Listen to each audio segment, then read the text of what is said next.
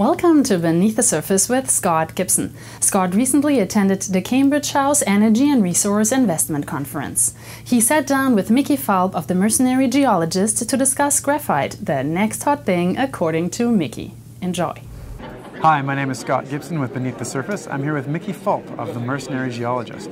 Thanks for being with us, Mickey. Thanks once again, Scott. I wanted to talk with you a little bit about one of the crazes right now, which is graphite. If you could give our audience a little bit of an explanation about graphite and why it's interesting and why all the excitement. Sure, I can do that. I don't think it's craziness, actually. There's not much going on in the market right now. That's true. The markets are pretty well beat up. But what the market always needs something. So this is being created as the next big thing based on supply-demand fundamentals for graphite. We're using too much graphite in the world and not producing enough. So demand is exceeding supply, prices have gone skyrocketing, and I think it will be the next big thing. It reminds me a bit of what went on in rare element space in the summer of 2009. Has similarities. And what do you think is sort of the longevity of this? What's your expectation? Are we at the early stages, what I'm hearing you say? It is the early stages. What's the longevity? I have no idea. If we use the rare earth bubble as an example, that ran for a good, strong 2 years with some minor pullbacks before it basically went parabolic, and that was caused in no small part by the pullback in rare earth element prices. What happens is we had 200 companies come flooding in, the sheep following the rest of the herd, and we had 200 rare earth companies. Now many of those companies are picking up silver project in Mexico or a gold project in, well, we hope it's not the Yukon, but which is another play that didn't last very long.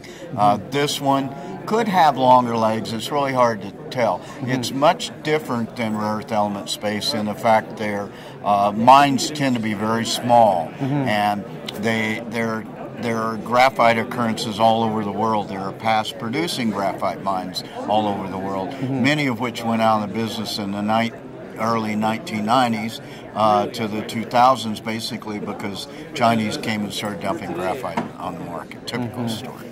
Well, I know you've been involved in sort of researching the graphite companies going back at least a year and a half. That's true. You're an early adopter, typically are.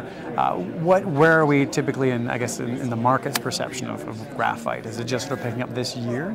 Yeah, this is a new thing. I really started talking about graphite. I got involved in a single graphite company. I looked at a bunch, say over the last year and a half. I finally decided the one I wanted to be in, and that was in the late summer of last year. That company's just now gone public. I think we are very early on. We'll use my old baseball analogy, 9-inning game. We're about at the bottom of the first inning right now, so this has a long way to go, and it's going to play out with a bunch of companies flooding in. Every shark, charlatan, and snake oil salesman near Cole Harbor has now got a graphite company going to Shell or CPC, and so we're going to see this flood of companies come in, most of which will not have legitimate deposits or proper share structures and are doomed to failure. But I actually think there is probably more space in the graphite market for successful companies than perhaps there was in the rare earth sector, where ultimately we will see a half a dozen companies successful. I think the percentage could be greater in graphite. Oh, nice. And how many companies are there right now in sort of the graphite space? I don't know. There's 15 or so? No, there's more than that now. I've spent a week in Vancouver, and I looked at 3 or 4 graphite companies. One came in to me yesterday morning as I was leaving to come to Calgary. So they're popping up like little sprouts all over the place, sprouts in the spring. So ultimately, I have no idea. I would think there's probably, in the public venue right now, there could be as many as 15 to 20 to 25 in process right now. Right. Probably only maybe a dozen, 10 or 12 that are actually public at this time. And that's what I was alluding to. I think that's about right. Yeah. And what's your take on what are the things you look for? What should our audience be looking for when looking at and evaluating a graphite company? Well, it's the same with all companies, share structure, people, and project. In this instance, I think you want to get in early on because valuations are already starting to go up, so maybe startup companies. But when you're looking for a graphite project, there are, I would say, 3 key criteria. The grade of the project. So as a rule of thumb, you're probably going to want 5% graphite or more. Now there's some exceptions. For instance, Northern Graphite, a good company I'm not involved with, but they have 2% graphite, and that's a good deposit. And it's a good deposit because it is mainly large flake graphite. So there's 4 different kinds of graphite. There's flake graphite, which trades generally at a premium, and the larger the flake, the higher the price per ton. There is amorphous graphite, which is the bottom of the pecking order, and that's the cheap stuff that has no crystal structure and it can use. For instance, if you squeeze graphite into a lock to make it, to lubricate a lock, that's going to be amorphous graphite. And then there's a really special product called lump graphite, and that is very coarse crystalline graphite, and that occurs in vase. It trades at a super premium price, but there's not much of that.